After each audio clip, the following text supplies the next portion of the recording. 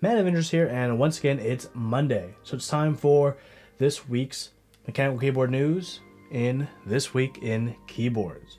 Hopefully the lighting is a bit better for the set and the creases aren't as horrid as last week. But right before we get into the news, I'd like to talk to you about the sponsor for this episode, ZealPC. Over at zealpc.net, you can grab some amazing switches like the new Zelios, Xilinx, Telios, and the new Helios if you haven't grabbed those already or you want to grab even more. As we all know, Zeal's really knocked it out of the park with these amazing switches. I'm a huge fan of quite a bit of them. The Zelios, Xilinx, Helios. Still need to build the new Telios, but I'm sure they'll be quite the treat. Check out the switches through my affiliate link, zealpc.net/manofinterest. It's also going to be in the description down below. Every purchase made through the link does give me a small kickback, which I do use to improve the videos I make. So thank you to everyone who uses those links. First up the news is the TR by 9Fox, and woo-wee, this keyboard is going to be quite the project, and here's my attempt to explain the whole board to you.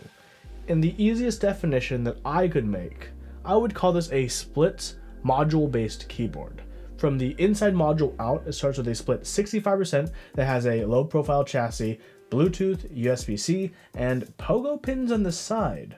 Why pogo pins on the side?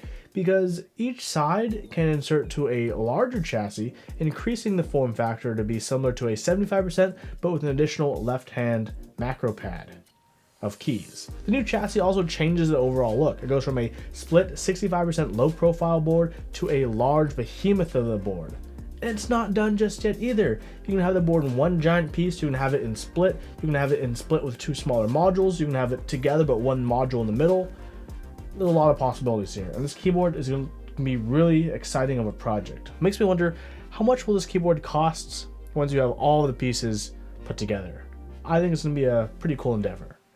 One of the most unfortunate, albeit understandable points is the keyboard will have its own programmer. I don't imagine something like this would be the easiest to work with for QMK, but when considering the potential modules involved, it definitely feels like it could get complicated. The design and aesthetics of the case seem pretty nice, with the sides giving a real duck vibe to them. Honestly, this could be one of the best looking and feature-rich split boards in the community yet. The only thing missing is the option for a rotary encoder module to make everyone who's been playing with them for the last couple months happy. I'm really excited about this, and will be following the interest check quite closely. Next up on Kono.store is the group buy for SA Calm Depths. Calm Depths has been a favorite with many, so it's no surprise that it would return sooner rather than later. At $110, Calm Depths features no distinct sets, just a single base kit. In addition to the standard 104 compatibility, there's also compatibility for the HHKB and Win keyless layouts, leaving this set to be nice and simple. It seems that it's not too pricey for an SA set, and if it seems that way, oddly enough, that's because it's produced by Max Keys as opposed to Signature Plastics. For many, the price trade-off is well worth it. Up next is the XDA Melon set by Hombre. An XDA set on KBD fans. The renders sure look pretty nice, but something about this set isn't really wowing me. I think the alphas look great with the contrast between the legends and keycaps, but on the other hand, the modifiers fall a bit short with a lack of contrast. There's a pretty good amount of kit options for a lot of compatibility with different boards. For what you would need to cover a good amount of boards these days, the base kit and the Solomon kit will only cost you $84. Then we're at $89 after shipping. Not too bad. I think this is one of the sets where the renders may be a bit more deceptive with higher contrast between legends and keycaps. I'm a bit worried honestly about those mods and how they'll turn out in person, but I really do hope to be proved wrong. Next up is the Yves by Zekin, who doesn't give me an excuse to mispronounce the name, so well played. The Yves is a simple sandwich mounted numpad with a function row on top and has the same form factor as the TGR Tris, which can be paired with your favorite TKL to make a timeless combination. The PCB will be the Voyager 20 from AIO3, and the only layout is the layout posted on this interest check. No other layouts to be supported. No diffuser, no RGBs, and no other colors than black, silver, and gray. No two-tone numpads either. The plate will be available in aluminum or brass, and the ideal price will be approximately $125 to $175 for the 10 to 15 units that will be available. This is definitely a clean and classy looking high-end numpad for those looking for one. Our next project to talk about is the Uncertainty 60 by Amato, working in cooperation with KBD fans.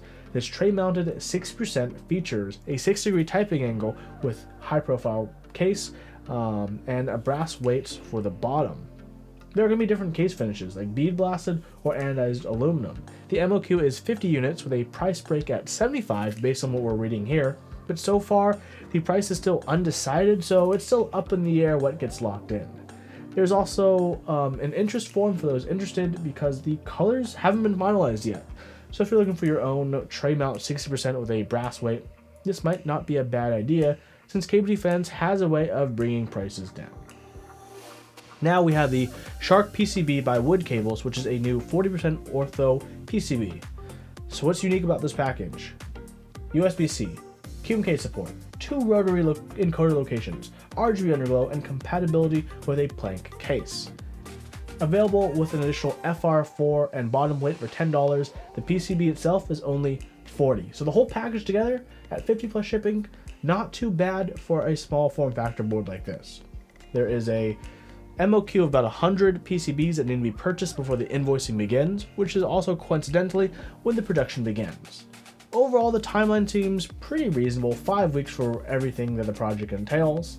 If you haven't already tried a 40% or you're thinking about getting into that 40% lifestyle, maybe give this a shot. It seems feature rich enough for the price. Next up is something extremely exciting.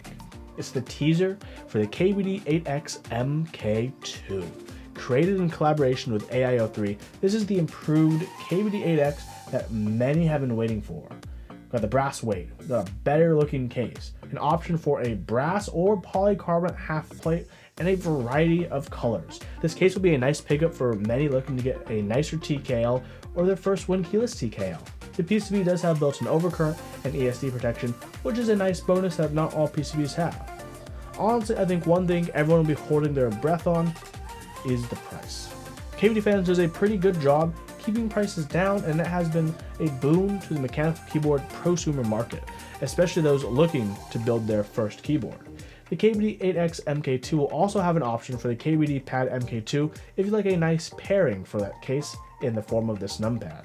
Honestly, the best part is that there's going to be a polycarb half plate option for the TKL. It shows that KBD fans does keep in mind what the enthusiast portion of this hobby talks about and what they build and what we're desiring. So hats off to them for that. Next up is something that is a bit different from what I normally cover. Over on the mechanical keyboard forum, Keebtalk, it's the inaugural year for the Keebtalk Community Awards. For these awards, we want our community to help realize the best of the best for the last year.